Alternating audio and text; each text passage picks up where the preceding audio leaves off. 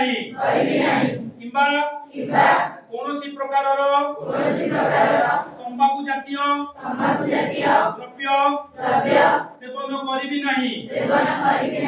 ମୁଁ ଏହା ମଧ୍ୟ ଶପଥ ନେଉଛି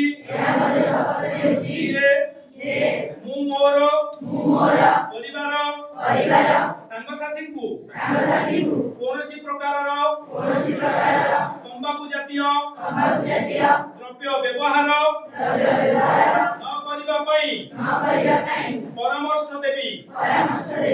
ମୁଁ ଆହୁରି ମଧ୍ୟ ଶପଥ ନେଉଛି ଯେ ମୁଁ ମୋର ବିଦ୍ୟାଳୟକୁ ତମ୍ବାଖୁ ମୁକ୍ତ କରିବା ପାଇଁ ମୋର ମନ ପ୍ରାଣ ଦେଇ ପ୍ରଚେଷ୍ଟା କରିବି।